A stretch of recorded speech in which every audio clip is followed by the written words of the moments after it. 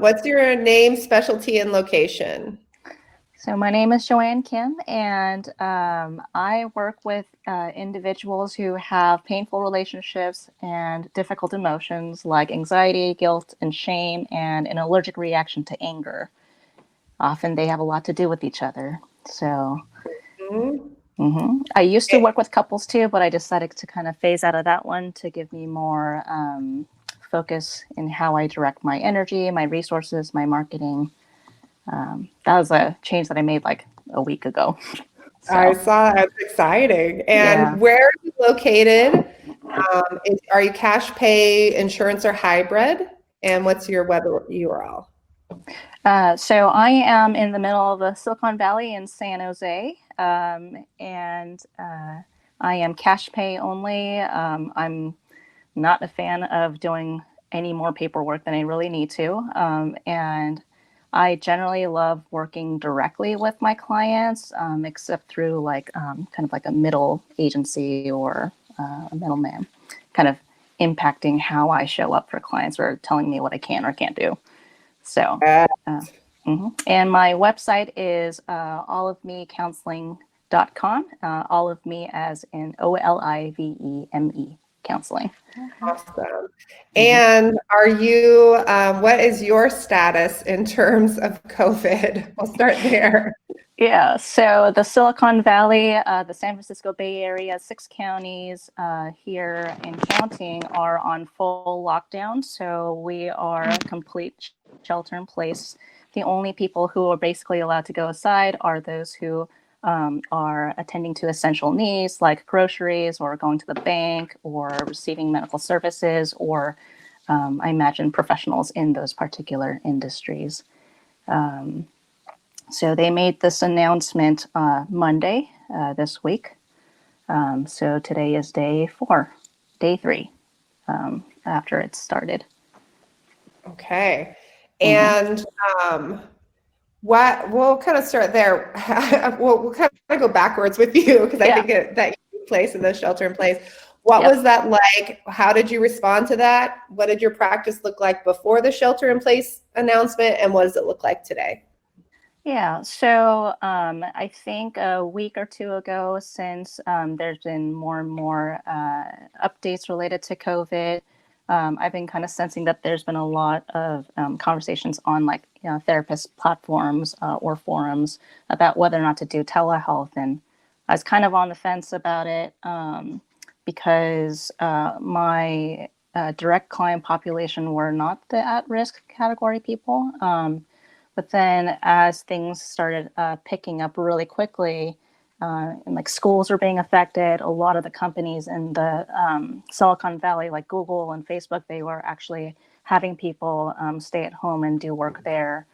And so as the days picked up, I was kind of monitoring the whole situation pretty closely. And the decision that made it final for me to actually go completely online was when they decided to close down the school counties, the school districts, because a lot of my clients were parents or they were teachers and things like that. So I think kind of that was like Friday of last week. So I was deliberating whether or not to offer the option of telehealth to my clients and then have my clients decide. But then, given how quickly things were picking up, I just decided to make the executive call and just have everyone come online.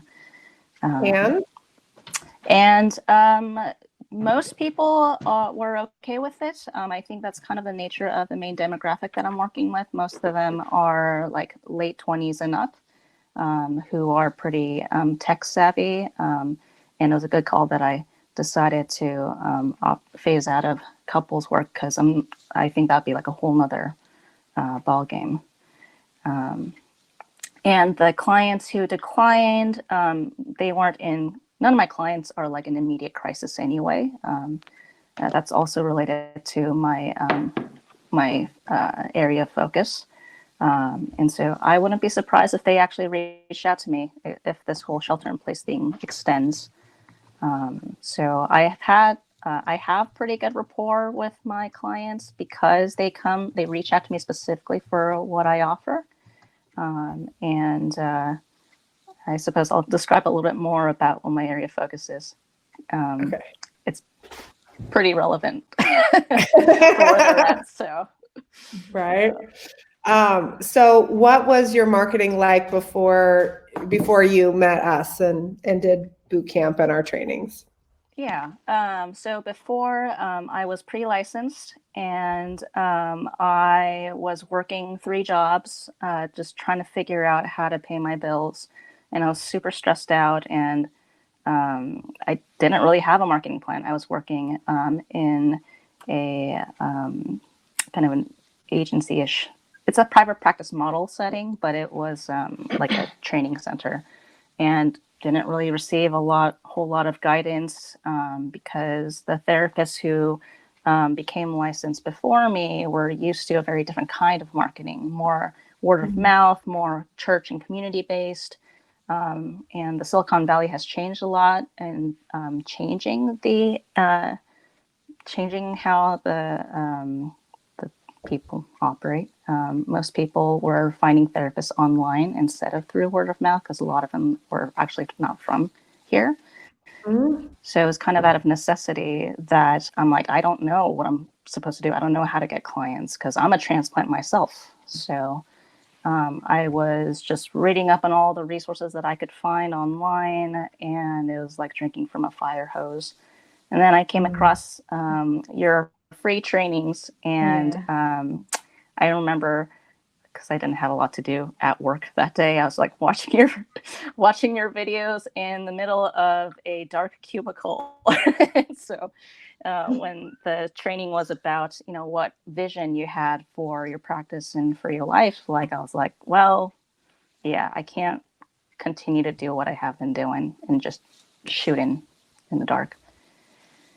So I quit my job and jumped straight into private practice. And mostly out of necessity, I dedicated a lot of my attention towards like really trying to niche up front.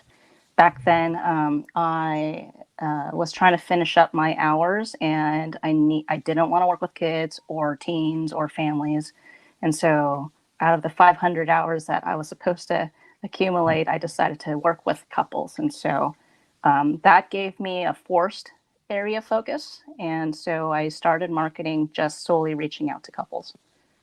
And Yeah. then now, what does your marketing plan look like today?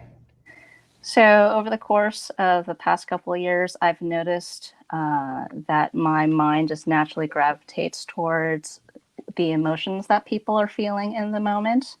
And I have pretty high empathy, but a lot of the things that I was asking them when they're saying that they were feeling some certain way, like feeling frustrated or feeling out of control, I would ask them like, so what is it that you're needing? I hear what you're feeling. And so, in having those conversations with them, I was basically helping them translate their emotions into needs and their needs into action. Yeah. So that's actually my main marketing thing now. That's my main niche. Hence, I work with clients who have painful relationships and difficult emotions, who struggle with anxiety, guilt, and shame, and an allergic reaction to anger. And I just kind of kept talking about it. And that gave me the focus and how to do my marketing. It's not based on a demographic. It's not based on a specific situation, but it's something that appeals to most everybody who has a heartbeat. Right? Like, we're not like Sean's over there, like, yeah, girl, like we're just calling you up, like we're here. We all have that office. They're like, yes. And what is some of your favorite marketing activities? Because you work with some interesting things too, integrating like Enneagram work and some other like juicy stuff. What are your favorite ways to engage and market and grow your practice? Yeah, so I like making the most use out of whatever it is that I do. I don't like making things that are one-time use only. And so I tend to I tend to think in terms of images anyway. And so if I come across a topic that comes up with my clients again and again, so for example, like what emotions are supposed to do, then that gives me some content by which I can probably make a handout or something, or a visual. And so that coupled with doing doing like seminars or workshops, because that gives me like a deadline that I have to follow. I love making PowerPoints. I love making visuals. I love taking ideas that are in the abstract in my head and then putting them on paper or on screen. And then those slides that I make become like future social media posts or handouts for clients, or like things that I post online on my website. And so I have like a free resources section on my website. And so now, because I'm doing online sessions with my clients and they have access to their own screen, I tell them to pull up my website and then to take a look at it so that they can kind of take it home. Do you guys hear that right now? Let's talk about this. Yep. Right? Not just, okay, I have a solid business. I'm clear about what I do. I've created a solid process and practice that really works to bring in clients and keep my income. I have such strong relationships that the bulk of my clients roll with the punches in terms of making a transition to telehealth. And I feel confident that I can make that executive decision in my business. But also, then I take what I'm already doing and like use the telehealth to my advantage and use the marketing that I've already done to be of service to the people right in front of me. And how cool is it too? What do you guys think the odds are that as somebody is looking at the screen and they go, oh my gosh, this was so helpful, without her saying a thing, how many times do you think that they share that page with someone else because they happen to be right there? They copy and paste it into Facebook. They share, if it's on Instagram, they would share it onto Instagram. Like that is going to be happening, not because she's trying to use that as a marketing. That's not. It's just a natural thing that's going to happen. Yep. Right? So I want to like really highlight this in particular because I know there's so much fear right now that with the changes that are happening that we're not going to be able to reach out to clients. Clients aren't going to be wanting therapy, that all of our practices it's doom and gloom out there in a lot of Facebook groups. And it's just not the reality. When you talk with people that have strong foundational business, like they have a strong business foundation, what I'm hearing over and over again is, oh, no, the calls are still coming in. People still need me. People have more anxiety right now. Like this is still happening. And they're just looking for people that they can really trust and engage with. No, they're not just looking for anybody. They're looking for somebody that they feel like can uniquely help them. What would you say to people who are wondering whether bootcamp can help them, especially right now in this current climate and also in the future? Is this something that makes sense?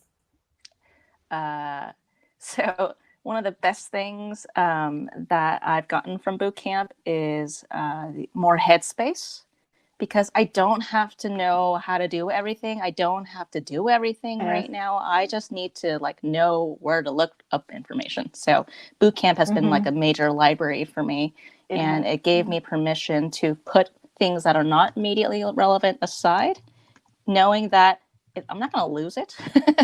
I don't have to like hold on to it so tightly. And so it gave me the space like internally to really be present and grounded and focus on whatever's right in front of me, which is awesome. And that also shows up with my clients too. So yeah, That's awesome.